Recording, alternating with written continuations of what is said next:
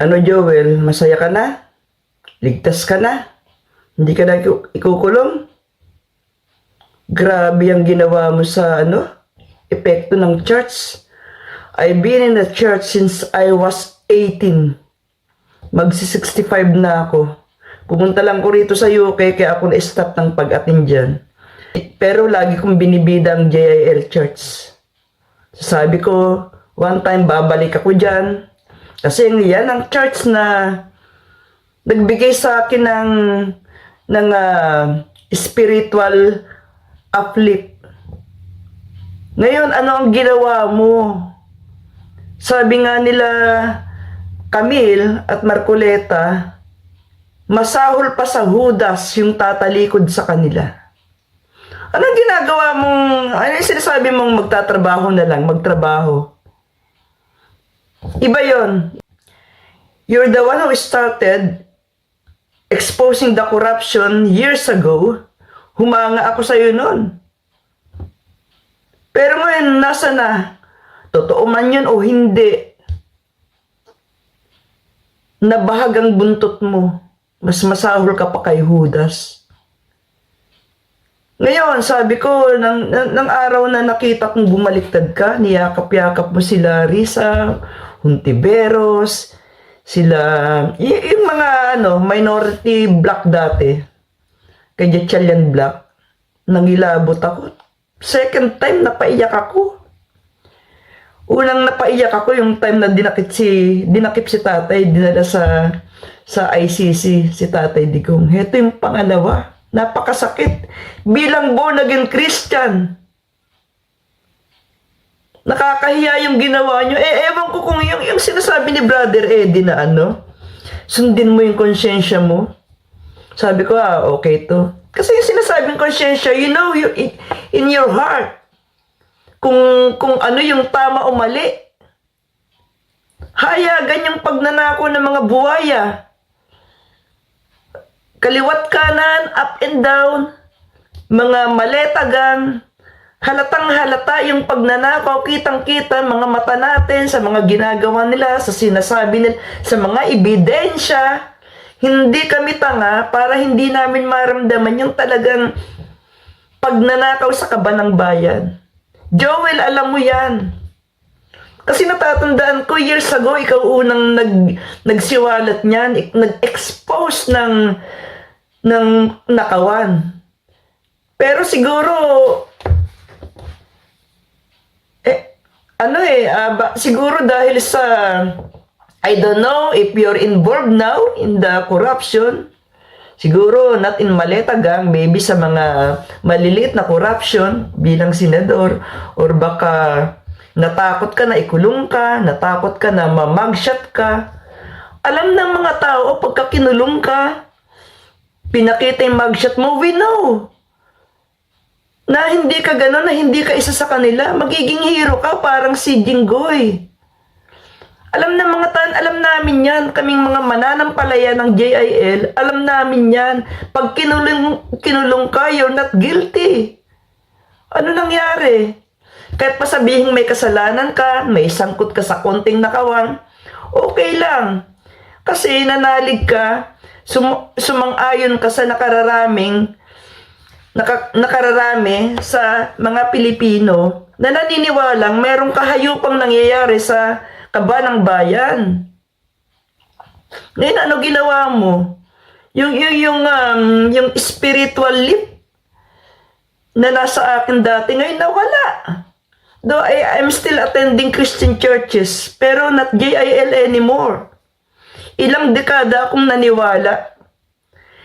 Ewan ko lang yung mga hinti Brother Eddie na sinasabi niya, sundin ang konsyensya. Sabi ko, okay to Kasi yung sinasabing konsyensya, alam natin kung ano yung tama o mali. We can distinguish the right to wrong. Ano ginawa mo? Naduwag ka or baka sangkot ka, pero it doesn't matter kung nasangkot ka man sa mga konting nakawan, maliliit na halaga lang, okay lang, mapapatawad ka namin. Kasi hindi ka naman na-mention sa maleta Ang maleta, grabe yun Pero you know that yung mga Maleta gang, yung Maleta Syndicate, na hayag na hayag, halatang halata, na talagang nangyayari sa bansa natin, nakandalunod yung mga kababayan natin, nangamatay because of that, nakawan sa kaban ng bayan. Hindi ginamit sa flood control. Alam niyo yung flood control, isa lang yan tip of the iceberg, marami pa yan. Ngayon, si Bangag, binibenta na isa-isa yung pag-aari ng gobyerno na iya, kung ano-ano man yan. Alam mo, 2 years, I cannot wait anymore for the 2 years kasi magiging sorry state na tayo. Wala ng perang kaban ng bayan.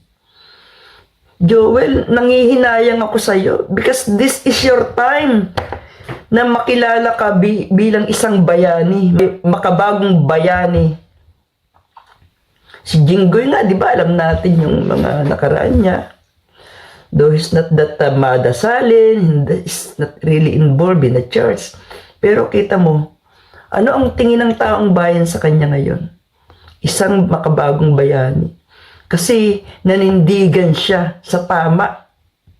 O ngayon, inisnab ka ni Marcoleta. Ewan ko kung sinabi mo, sorry ka ba or what? Kita mo reaction ng mga tao. Tapos nakipagyakapan ka pa sa mga black men, kila Risa, sa mga demonyo. Alam mo, habang pinapanood ko, nangingilabot ako, naiyak talaga ako. Ilang araw na akong umiiyak. 3 days because of that. Hindi ko akalaan gagawin mo yan. Alam mo nang nababalita namin lilipat ka na rin sa bloke ng mga demonyo na yon. May pag-asa pa ako, baka hindi gagawin ni Joel yan. Baka makinig sa ama na kakausapin yung konsyensya na. Kasi yung konsyensya, yan yung tama yung nararamdaman natin. Ayun nga sinasabi ko, conscience knows what is right to wrong. Sa gargatum na nakawan, sa mga mahiganting nakawan, Maleta, whatever, hindi tanga ang mga tao o ang mga Pilipino sa nangyayari sa bansa natin. It is indicated.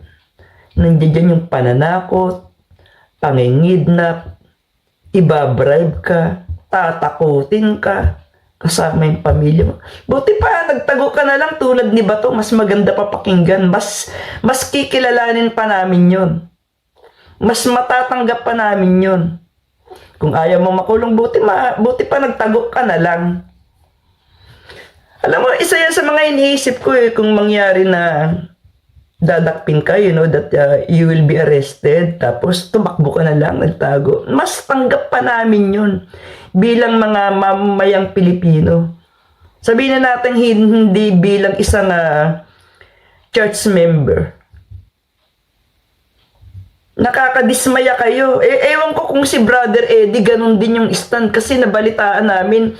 Kinausap nyo raw, pumunta kayo sa palasyo, kinausap nyo si Butod about it. I don't know kung anong pinag-usapan nyo. Nakipag-compromise kayo. Natatakot kayong mabunyag yung korupsyon, kung meron man kayong ginawang korupsyon.